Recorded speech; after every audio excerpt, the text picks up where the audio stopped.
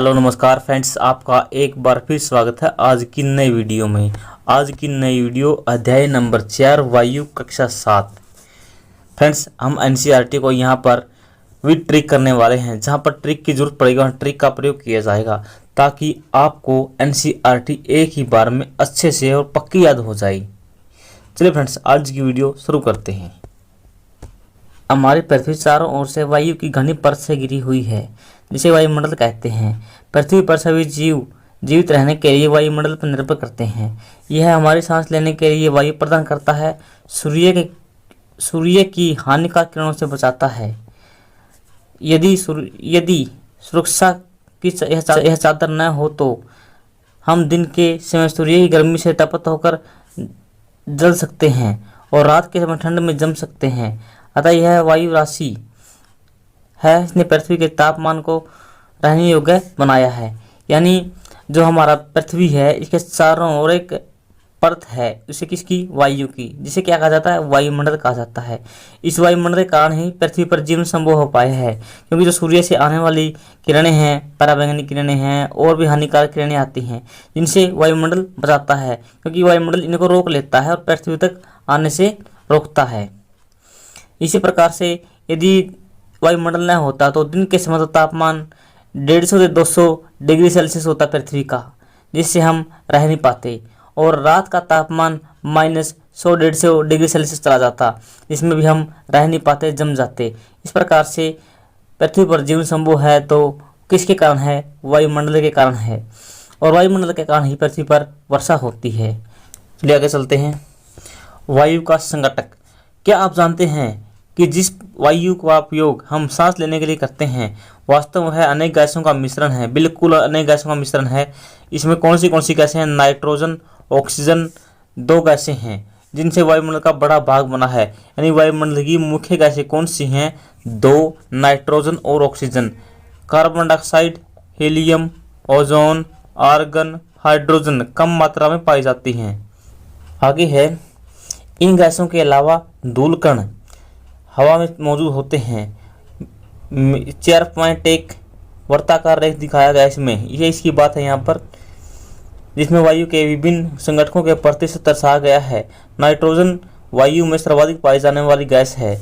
जब हम सांस लेते हैं तो तब फेफड़ों में कुछ नाइट्रोजन भी ले जाते हैं। इसको देख लीजिए, यहाँ से एग्जाम में प्रश्न आता है। नाइट्रोजन कितनी है? 78%। और ऑक्सीजन कितनी है? 21%।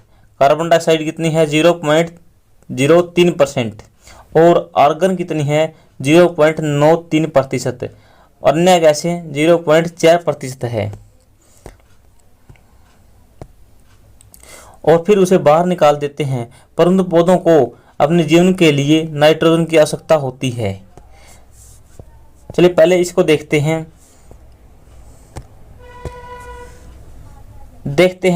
इस बॉक्स में क्या लिखा है। चलिए इस बॉक्स को देखते हैं। कार्बन डाइऑक्साइड वायुमंडल में फैली पृथ्वी से विकिरित ऊष्मा को रोककर ग्रीन हाउस पैदा करती है, इसीलिए इसे ग्रीन हाउस गैस कहा जाता है। ग्रीन हाउस गैस कौन सी है? कार्बन डाइऑक्साइड है, लेकिन ये प्रदूषण करने वाली गैस नहीं है। यानी पृथ्वी पर किसी प्रकार का प्रदूषण नहीं करती, या केवल ग्रीन हाउस करती है, पृथ्वी पर गर्मी बढ़ाती है। इसके अभाव में पृथ्वी इतनी ठंडी हो जाती कि यहाँ पर रहना असंभव था, किंतु जब कारखानों एवं कारों के धुएं से वायुमंडल में इसका स्तर बढ़ जाता है, तब ऊष्मा के द्वारा पृथ्वी का तापमान बढ़ जाता है, जिसे भूमंडलीय तापमान कहते हैं। ग्लोबल वार्मिंग या भूमंडलीय तापमान क्या कहते हैं? वायुमंडल के तापमान का बढ़ना। ये क्यों बढ़ता है? जब CO2 की मात्रा ज़्यादा हो जाती है, इसे ग्लोबल वार्मिंग भी कहा जाता है इंग्लिश में। तापमान में इस वृद्धि के कारण पृथ्वी के सबसे ठंडे प्रदेश में जमी हुई बर्फ पिघलती है, जिसके परिणाम स्वरूप समुद्र के जलस्तर में वृद्धि होती है। समुद्र के जलस्तर में वृद्धि होती है क्यों? क्योंकि बर्फ पिघल जाती है। क्यों पिघल जाती है? क्योंकि ग्लोबल वार्मिंग के कारण पृथ्वी का तापमान बढ़ जाता है, जिससे जो तटीय क्षेत्र में बाढ़ आ सकती है। दीर्घ अवधि में इसके कारण जलवायु में अत्यधिक परिवर्तन हो जाता है, जिसके परिणाम स्वरूप पौधे और पशु लुप्त हो सकते हैं। परंतु पौधों को अपने जीवन के लिए नाइट्रोजन की आवश्यकता होती है। वे सिर्फ नाइट्रोजन नहीं ले सकते हैं, मृदा तथा कुछ पौधों की जड़ें मृदा तथा कुछ पौधों की जड़ों में रहने वाले जीवाणु नाइट्रोजन लेकर इसका स्वरूप बदल देते हैं, जिससे पौधे इसका प्रयोग करते हैं। ऑक्सीजन वायु में प्रचुर मात्रा ऑक्सीजन वायु में प्रचुरता से मिलने वाली दूसरी गैस है। मनुष्य तथा पशु सांस लेने के लिए ऑक्सीजन का प्रयोग करते हैं। हरे पादप प्रकाशलेशन द्वारा ऑक्सीजन उत्पन्न करते हैं। इस प्रकार वायु में ऑक्सीजन की मात्रा समान बनी रहती है। यद्यपि वृक्ष काटे जा रहे हैं, जिस कारण से संतुलन बिगड़ रहा है। यहाँ पर यह बात कही गई है कि मानव और पशु सांस लेने के लिए ऑक्सीजन का प्रयोग करते हैं, लेकिन पौधे ऑक्सीजन छोड़ते हैं, CO2 लेते हैं। मानव और पशु CO2 छोड़ते हैं। इन दोनों का बैलेंस बना रहता है, लेकिन वन काटे जाने के कारण ये बैलेंस बिगड़ रहा है। कार्बन डाइऑक्साइड अन्य महत्वपूर्ण गैस है। हरे पादप अपने भोजन के रूप में कार्बन डाइऑक्साइड का प्रयोग करते हैं, ऑक्सीजन वापस देते हैं। मनुष्य और पशु कार्बन डाइऑक्साइड बाहर निकालते हैं। मनुष्यों तथा पशुओं द्वारा बाहर छोड़ी जाने वाले कार्बन डाइऑक्साइड की मात्रा पादपों द्वारा प्रयोग की जाती है और गैस बराबर होती है।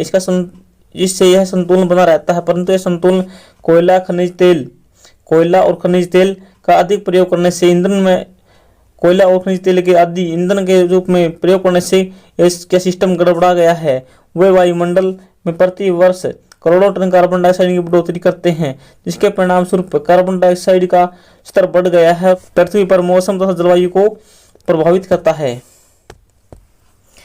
यानी यहाँ पर यह बात कही गई है कि जो कारखाने हैं, कोयला प्रयोग होता है, कोयले से, खनिज तेल से, कारखानों से जो धुआं छोड़ा जाता है, उस धुएं से वायुमंडल में CO2 की मात्रा अधिक हो रही है, इस कारण से पृथ्वी का तापमान बढ़ रहा है और मौसम और जलवायु में क्या रहे परिवर्तन आ रहे हैं। तो इस बॉक्स में देखते क्या लिखा है। इस बॉक्स में, जब वायु गर्म होती है तो फैलती है, जब वायु गर्म होगी तो फैलेगी, हल्की होकर ऊपर उठती है।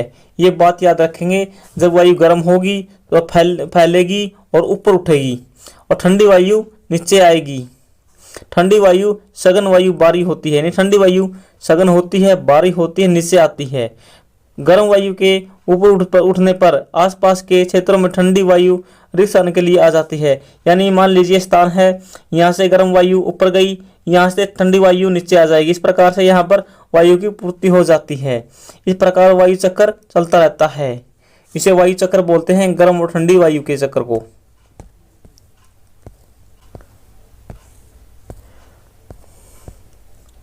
आगे वायुमंडल की संरचना। हमारा वायुमंडल 5 परतों से बना है। कितनी से? 5 परतों से। कौन सी हैं? क्षोभ मंडल, समताप मंडल, मध्य मंडल, बाह्य मंडल और बड़े मंडल। ये बाह्य मंडल को अयन मंडल भी बोलते हैं। क्षोभ मंडल, यह परत वायुमंडल की सबसे महत्वपूर्ण परत है। वायुमंडल की सबसे महत्वपूर्ण परत कौन सी है? याद रखेंगे, क्षोभ मंडल। इसकी औसत ऊंचाई कितनी होती है? 13 किलोमीटर। हम इसी मंडल में मौजूद वायु में सांस लेते हैं, यानी हम इसी में रहती है जनसंख्या, यानी इसी में सभी जीव रहते हैं, निवास करते हैं, सांस लेते हैं, भोजन खाते हैं। मौसम की सभी घटनाएं, एग्जाम में पूछा गया था कि मौसमी सभी घटनाएं किस में घटती हैं? क्षोभ मंडल में घटती हैं। वर्षा होना, कोहरा, ओलावृष्टि आदि सभी घटनाएं किस में घटती है?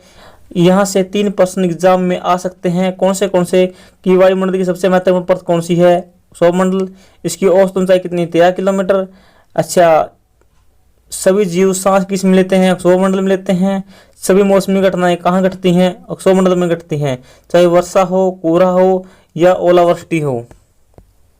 आगे समताप मंडल। अब क्षोभ मंडल के ऊपर, यानी क्षोभ मंडल के ऊपर समताप मंडल आता है। इसकी ऊंचाई 50 किलोमीटर होती है।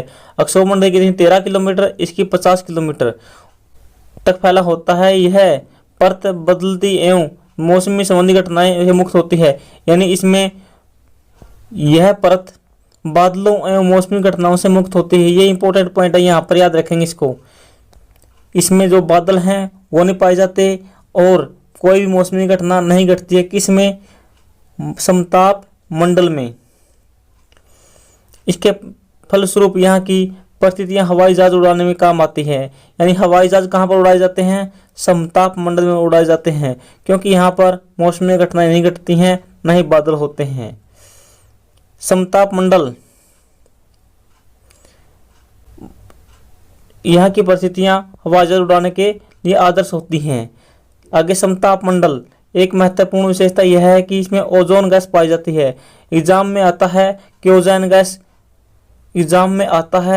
ओजोन गैस किस मंडल में पाई जाती है? समताप मंडल में पाई जाती है। यह परत सूर्य से आने वाली हानिकारक किरणों से बचाती है। आगे है मध्य मंडल, यह वायुमंडल की तीसरी परत है। वायुमंडल की तीसरी परत कौन सी है? मध्य मंडल। यह समताप मंडल के ठीक ऊपर होती है। यह लगभग 80 किलोमीटर की ऊंचाई तक फैली होती है। समताप मंडल कितनी थी? 50 तक थी। और क्षोभ कितनी? 13 तक थी। और ये मध्य मंडल कितनी है? 80 तक फैली है। अंतरिक्ष में प्रवेश करने वाला उल्का पिंड इस परत में जल जाते हैं। सबसे इंपॉर्टेंट पॉइंट ये है, एग्जाम में पूछा जाता है कि अंतरिक्ष से आने वाले उल्का पिंड किस मंडल में आकर जल जाते हैं, राख हो जाती है? किसमें? मध्य मंडल में। बाह्य मंडल, बाह्य वायुमंडल में बढ़ती ऊंचाई के साथ तापमान अधिक तीव्रता से बढ़ता है। यानी बाह्य मंडल में तापमान बहुत तीव्र गति से बढ़ता है। आयन मंडल, आयन मंडल इसी परत में पाया जाता है। आयन मंडल किस परत में पाया जाता है? बाह्य मंडल में। बाह्य मंडल में जो तापमान है वो तीव्र गति से बढ़ता है। यह 80 से लेकर 400 किलोमीटर तक फैला है। कितना? 80 से लेकर 400 किलोमीटर तक फैला है। रेडियो संचार के लिए यह अति महत्वपूर्ण माना जाता है। कौन सा? बाह्य मंडल। बाह्य मंडल न हो तो ऑप्शन में आयन मंडल दिया मिल सकता है आपको। आगे है रेडियो संचार के लिए बहुत महत्वपूर्ण है। कौन सा? आयन मंडल या बाह्य मंडल। वास्तव में पृथ्वी से प्रसारित होने वाली रेडियो तरंगे, या जो पृथ्वी से रेडियो तरंगे प्रसारित होती हैं, इन तरंगों को पुनः धरती पर कौन भेजता है? आयन मंडल या बाह्य मंडल। भूमंडल, वायुमंडल की सबसे ऊपरी परत को भूमंडल के नाम से जाना जाता है। यह वायु की पतली परत होती है। भूमंडल वायु की सबसे पतली परत है। हल्की गैसें होती हैं यहाँ पर। भूमंडल में कौन सी गैसें होती है? ये इंपॉर्टेंट है। हीलियम और हाइड्रोजन होती है। चलिए एक बार इसको देख लेते हैं वायुमंडल की परतों को। यहाँ पर अक्षोभ मंडल है। माउंट एवरेस्ट की ऊंचाई यहाँ पर दिखाई गई है। अक्षोभ सीमा अक्षोभ मंडल के ऊपर होती है। हवाई जहाज कौन से में उड़ते हैं? समताप मंडल में उड़ते हैं। और ओजोन गैस भी समताप मंडल में पाई जाती है। ऊपर समताप सीमा दिखाई गई है। आगे मध्य मंडल है। मध्य मंडल में क्या जलते हैं? जो उल्का पिंड है वो जलते हैं, दिखाए गए हैं। फिर आगे है बाह्य मंडल। बाह्य मंडल में आयन मंडल पाया जाता है। आयन मंडल में क्या काम होता है? जो रेडियो तरंगे होती हैं उनको पुनः पृथ्वी पर भेजा जाता है। भूमंडल में क्या इंपॉर्टेंट है?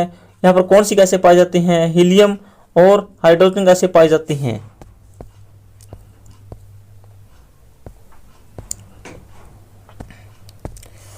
आगे है मौसम तथा जलवायु। क्या आज वर्षा होगी? क्या आज दिन साफ होगा और धूप निकलेगी? कितनी बार हमने क्रिकेट प्रेमियों के मुंह से एक दिवसीय मैच के भविष्यवाणी के बारे में सुना है। यदि हम कल्पना करें कि हमारा शरीर एक रेडियो है, मस्तिष्क उसका स्पीकर है, तो मौसम वह है जिसके लिए नियंत्रण बटन हमसे छेड़छाड़ करता रहता है। मौसम वायुमंडल की प्रत्येक घंटे की, मौसम क्या है? प्रत्येक वायुमंडल की प्रत्येक घंटे, दिन प्रतिदिन की क्या होती है? स्थिति होती है। वायुमंडल में घंटा की, दिन प्रतिदिन की, मिनटों की, सेकंडों की क्या होती है? सब मौसम में आती हैं। आर्द्र और गर्म मौसम किसी को भी चिड़चिड़ा बना सकता है। अच्छे हवादार मौसम में हम आनंद लेते हैं। हम घूमने की योजना बनाते हैं। मौसम नाटकीय रूप से दिन प्रतिदिन बदलता रहता है, किंतु दीर्घकाल में, यहाँ से इंपॉर्टेंट पॉइंट बनेगा, किंतु दीर्घकाल में किसी स्थान के औसत मौसम उस स्थान की जलवायु होती है। दीर्घकाल में किसी स्थान के औसत मौसम की, क्या की? औसत मौसम की दशा को क्या कहा जाता है? जलवायु कहा जाता है। क्या आप समझ गए हैं कि मौसम दैनिक पूर्वानुमान होता है?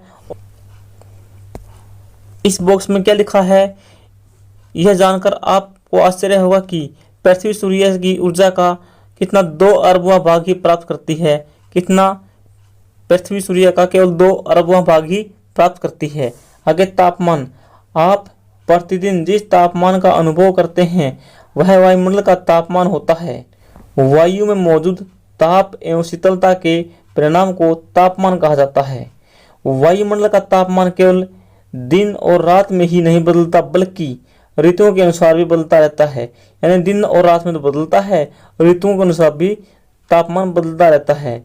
शीत ऋतु की अपेक्षा ग्रीष्म ऋतु ज्यादा गर्म होती है।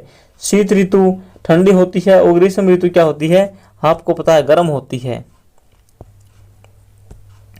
यहाँ पर कुछ यंत्र दिखाए गए हैं। तापमापी तापमान मापने के लिए, वायुदाब मापी वायुदाब मापने के लिए, वर्षा मापी वर्षा मापने के लिए, वात दिग्दर्शन पवन की दिशा का पता लगाने के लिए। वात दिग्दर्शन किसका पता लगाती है, पवन का पता लगाती है, हवा का पता लगाती है। ये मौसम की जानकारी के यंत्र हैं ये।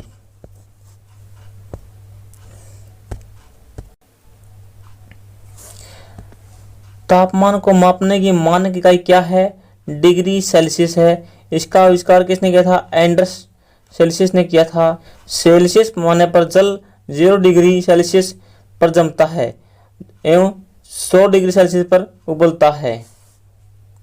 यहाँ से एग्जाम में प्रश्न आ सकता है, याद रखेंगे। मानक इकाई डिग्री सेल्सियस है। इसका आविष्कार किसने किया, एंडर्स सेल्सियस ने किया था। और सेल्सियस पैमाने पर जल 0 डिग्री पर क्या होता है, जमता है और 100 डिग्री पर उबलता है। अब आप समझ गए होंगे कि ध्रुव बर्फ से क्यों ढके हैं। यदि पृथ्वी का तापमान अत्यधिक बढ़ता जाता है, इतनी गर्मी हो जाती है कि कुछ फसलें नहीं उग सकेंगी। गांव के अपेक्षा नगरों का तापमान बहुत अधिक होता है। गांव के अपेक्षा नगरों का तापमान बहुत अधिक होता है। दिन के समय एसाफल्ट, याद रखेंगे, एसाफल्ट से बनी सड़कें और धातु कंक्रीट से बने भवन गर्म हो जाते हैं। रात के समय ऊष्मा मुक्त हो जाते हैं। यानी नगरों में दिन में तो अधिक गर्मी, रात में अधिक ठंड होती है। नगर के भीड़ भाड़ ऊंचे भवन गर्म वायु को रोक लेते हैं, जिस नगरों का तापमान बढ़ जाता है। वायु दाब, यह जानकर आपको आश्चर्य होगा कि वायु हमारे शरीर पर उच्च दाब के साथ बल लगाती है, किंतु हम इसका अनुभव नहीं करते हैं। इसीलिए होता है क्योंकि वायु का दाब हमारे शरीर की दिशाओं, सभी दिशाओं में बराबर लगता है। हमारा शरीर विपरीत बल लगाता है। यानी जो दाब है, हमारे शरीर पर दाब लगता है, लेकिन उसको अब हम अनुभव नहीं कर पाते हैं क्योंकि वो सभी दिशाओं में लगता है, केवल हमारे शरीर पर नहीं लगता। हमारा शरीर विपरीत दिशा में बल लगाता है। यदि आप बैठे हैं तो आपको उठने में थोड़ा सा जोर लगेगा, लेकिन यदि आपको बैठना चाहते हैं तो आप जल्दी से बैठ जाएंगे। ये किसके कारण है, ये वायु दाब के कारण ही है। पृथ्वी की सतह पर वायु के भार द्वारा लगाया गया बल दाब वायु दाब कहलाता है। यानी पृथ्वी की सतह पर जो वायु का भार होता है वो क्या कहलाता है, वायु दाब कहलाता है। पृथ्वी की सतह पर वायु के द्वारा लगाया गया भार क्या कहलाता है, वायु दाब कहलाता है। वायुमंडल में ऊपर की ओर जाने पर क्या होता है, वायु दाब कम होने लगता है और समुद्र स्तर पर वायु दाब सर्वाधिक पाया जाता है। सर्वाधिक वायु दाब कहाँ पाया जाता है, समुद्र पर, और ऊपर जाने पर वायु दाब कम होता जाता है। ऊंचाई पर जाने पर वह घटता जाता है। वायु दाब का एक्सतरीज वितरण किसी स्थान पर उपस्थित वायु के ताप द्वारा प्रभावित होता है। यानी जो तापमान है तो उसके द्वारा भी वायु दाब क्या होता है, प्रभावित होता है एक्सिस रूप में। अधिक तापमान वाले क्षेत्रों में वायु गर्म होकर ऊपर उठ जाती है। यह निम्न क्षेत्र बन जाता है।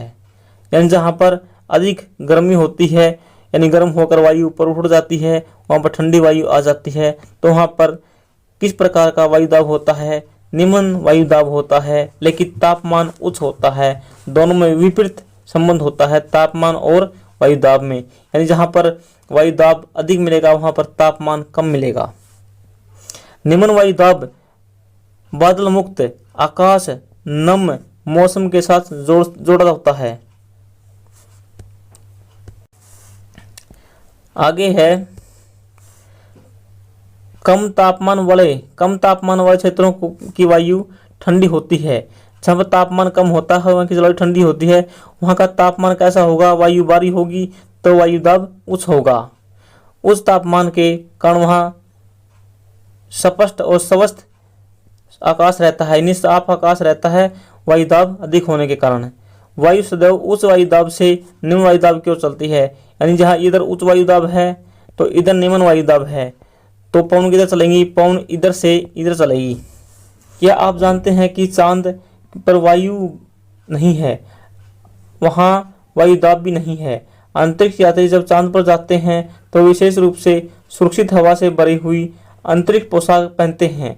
यदि वे इस अंतरिक्ष पोशाक को न पहने तो अंतरिक्ष यात्रियों के शरीर द्वारा विपरीत बल लगने के कारण उनकी रक्त शिराएं फट सकती हैं, जिससे अंतरिक्ष यात्री रक्तस्रावित हो सकते हैं। आगे पवन उच्च वायुदाब क्षेत्र से निम्न वायुदाब के क्षेत्र की ओर बहने वाली वायु की गति को पवन कहते हैं। यानी जो वायु की गति है उसे पवन कहा जाता है, उच्च वायुदाब से निम्न वायुदाब की ओर। आप पवन को काम करते देख सकते हैं। यह सड़क पर गिरी हुई पत्तियों को उठाती है, तूफान के समय पेड़ों को उखाड़ देती है। कभी कभी जब पवन धीरे धीरे बहती है तो आप इसे महीन धूल और धुएं को उड़ता देख सकते हैं। कभी पवन इतनी तेज होती है कि इसके विपरीत इस दिशा में चलना कठिन हो जाता है। आपने अवश्य अनुभव किया होगा कि तेज पवन में छाता लेकर चलना आसान नहीं होता है। 3 अन्य उदाहरण सोचिए। अब जब तेज पवन के कारण आपके सामने समस्या हो, पवन की मुख्य 3 प्रकारों में विभाजित किया जा सकता है। इस बॉक्स में क्या लिखा है? पवन का नाम उसके आने की दिशा के आधार पर रखा जाता है। यानी पवनों का नाम कैसे रखा जाता है? उनकी दिशा के आधार पर रखा जाता है। जिस दिशा से पवन आती है उसी दिशा में उसका नाम रखा जाता है। उदाहरण के लिए पश्चिम से आने वाले पवनों को क्या कहा जाता है? पछुआ कहा जाता है। स्थायी पवनें, मौसमी पवनें, स्थानीय पवनें। स्थायी पवनें कौन सी होती हैं? व्यापारिक पवनें पश्चिम और पूर्वी पवनें स्थायी पवनें होती हैं। यानी जो पश्चिम की व्यापारी हैं और पूर्व की पवनें हैं वो स्थायी होती हैं। ये वर्ष भर निश्चित दिशा में चलती रहती हैं। मौसमी पवनें, ये पवनें विभिन्न ऋतुओं में अपनी दिशा बदल लेती हैं। उदाहरण के लिए भारत में मानसूनी पवनें चलती हैं। स्थानीय पवनें, ये पवनें किसी छोटे क्षेत्र से वर्ष या दिन के किसी विशेष समय में चलती हैं। उदाहरण के लिए स्थल एवं समुद्र समीर। क्या आपको भारत के उस उत्तरी क्षेत्र की गर्म एवं शुष्क स्थानीय पवन याद है, जिसे लू कहा जाता है? यहाँ पर वायुदाब पेटियां दिखाई गई हैं। भूमध्य रेखा 0 डिग्री सेल्सियस पर। यह कोई अपने काम की बात नहीं है, यहाँ से कोई एग्जाम में प्रश्न नहीं बन सकता। एक याद रखेंगे बस, यहाँ से डोलड्रम कहाँ पर पाया जाता है? भूमध्य रेखा पर पाया जाता है।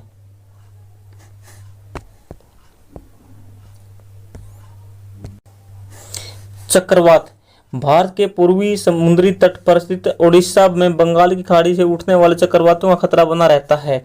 17-18 अक्टूबर 1999 को राज्य के 5 जिलों में चक्रवात आया था। इस राज्य के ओडिशा के 5 जिलों में चक्रवात आया था। 29 अक्टूबर 1999 को एक अन्य महाचक्रवात आया, राज्य के बड़े भाग में तबाही मचाई। मुख्य पवन का वेग, वर्षा, ज्वारीय हानियां हुई थी।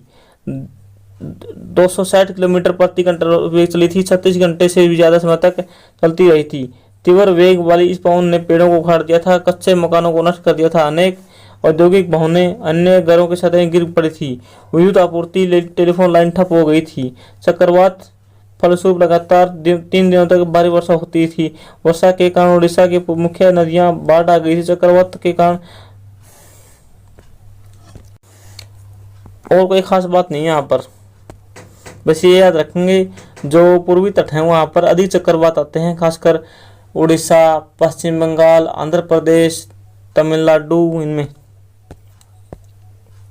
जो 1999 में पोर्ट ब्लेयर में चक्रवात आया था, इसका आने का कारण क्या था? थाईलैंड की खाड़ी में अवदाब के कारण आया था चक्रवात। आर्द्रता, जब जल पृथ्वी के एवं विभिन्न जलाशयों से वाष्पित होकर यह जलवाष्प बन जाता है, वायु में किसी भी समय जलवाष्प की मात्रा आर्द्रता कहलाती है। जो वायु है, वायु में जो किसी भी समय जो जलवाष्प की मात्रा है वो आर्द्रता कहलाती है। यानी वायु में जो जलवाष्प होता है वही मात्रा क्या कहलाती है? आर्द्रता कहलाती है। जब वायु में जलवाष्प की मात्रा अत्यधिक होती है तो आर्द्रता आर्द्र दिन कहते हैं। जब वायु में जलवाष्प की मात्रा बहुत अधिक हो तो आर्द्र दिन कहते हैं। जैसे जैसे वायु गर्म होती है उसकी जलवाष्प धारण करने की क्षमता बढ़ती जाती है, यानी गर्म वायु की जो क्षमता है जल धारण करने की अधिक होती है, यानी गर्म वायु अधिक आर्द्रता सोख सकती है अपने अंदर। इस प्रकार और अधिक आर्द्रता हो सकती है। आर्द्र दिन में कपड़े सूखने में काफ़ी समय लगता है। हमारे शरीर में पसीना आसानी से नहीं सूखता है। हम असहज महसूस करते हैं जब वायुमंडल में आर्द्रता बहुत अधिक होती है। तब जब जलवाष्प ऊपर उठता है तो यह ठंडा होना शुरू हो जाता है। जब जलवाष्प ऊपर उठता है तो ठंडा हो जाता है और संघनित होकर हो जाता है। आगे क्या होता है, ठंडा हो जाता है, बूंद बन जाती है। बादल इन्हीं जल बूंदों का ही एक समूह होता है। जब जल की ये बूंदें इतनी भारी हो जाती हैं कि वायु में तैर न सकें तो वर्षा के रूप में पृथ्वी पर आ जाती हैं। यानी जब जलवाष्प ऊपर होकर ठंडा हो जाता है, ठंडा होकर संघन हो जाता है, संघन के बाद बूंदें बन जाती हैं। बूंदें बनने के बाद इतनी भारी हो जाती हैं कि इनके ऊपर रुक नहीं पाती हैं। रुक न पाने के कारण फिर ये धरती पर आ गिरती हैं। इसे बोलते हैं वर्षा। आकाश में उड़ते हुए जेट हवाई जहाज अपने पीछे सफ़ेद पथ छोड़ते हैं। इनके इंजनों से निकलने वाली नमी संघनित हो जाती है। वायु में गतिमान न रहने की स्थिति में संघनित नमी कुछ देर तक पथ के रूप में दिखाई देती है। पृथ्वी पर जल के रूप में गिरने वाली वर्षा कहलाती है। ज़्यादातर भौम जल वर्षा जल से ही प्राप्त होता है। पौधे जल संरक्षण में मदद करते हैं। जब पहाड़ी पार्श्वों में पेड़ काटे जाते हैं, वर्षा जल अनावृत पहाड़ी क्षेत्रों से नीचे बहता है एवं निचले इलाकों में बाढ़ का कारण बनता है। क्रियाविधि आधार पर वर्षा के 3 प्रकार होते हैं: संवहनीय वर्षा, पर्वतीय वर्षा, चक्रवर्तीय वर्षा। पौधों तथा जीव जंतुओं के जीवित रहने के लिए वर्षा महत्वपूर्ण है। इससे धरातल को ताज़ा पानी मिलता है। यदि वर्षा कम हो तो जल की कमी, सूखा हो जाता है। इसके विपरीत अगर वर्षा अधिक हो तो बाढ़ आ जाती है। वर्षण किसे कहते हैं? वर्षण के रूप में हिम, सेमटी वर्षा, ओला वर्षा भी किसका रूप है? वर्षण का ही रूप है। ये कौन सी वर्षा है? चक्रवर्तीय वर्षा है। चक्रवातीय वर्षा क्या होती है? वायु गर्म होकर ऊपर उठती है। ऊपर उठने के बाद वायु संघनन हो जाता है, बादल बनते हैं, फिर वर्षा हो जाती है और इधर से ठंडी वायु इधर नीचे आ जाती है। इस प्रकार यह प्रक्रिया चलती रहती है। गर्म वायु ऊपर गई, संघनन हुआ, फिर वर्षा हो जाती है। आगे है पर्वतीय वर्षा। पवन इधर से आई, पर्वत के सारे ऊपर चढ़ती है।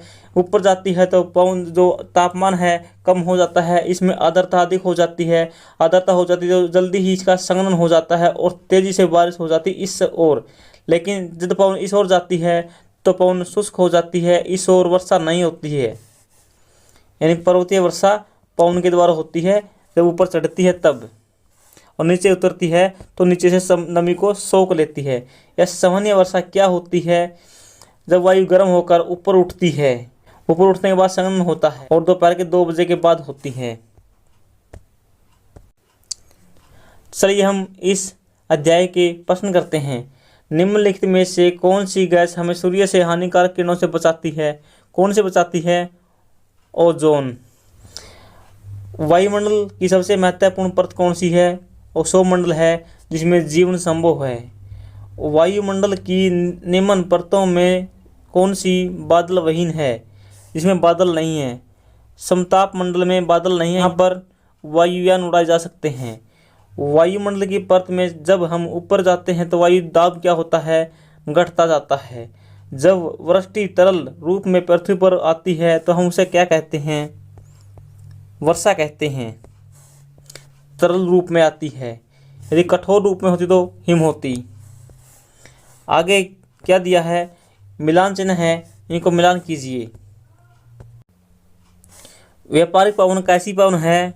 आपको पता है यह एक स्थायी पवन है। लू कैसी है? स्थानीय पवन है, लोकल विंड है। मानसून कैसी है? मौसमी पवन है। और पवन कैसी है? पवन की क्षैतिज गति को पवन कहते हैं। सूर्य से आने वाली ऊर्जा ओजोन परत यह समताप मंडल में मिलती है, हानिकारक किरणों से बचाती है। सूर्य से पृथ्वी केवल 2 अरबवां भाग की ऊर्जा का लेती है। चलिए लेसन यहीं पर कंप्लीट होता है। आप सभी को जय हिंद, भारत माता की जय। अगली वीडियो में फिर मिलते हैं।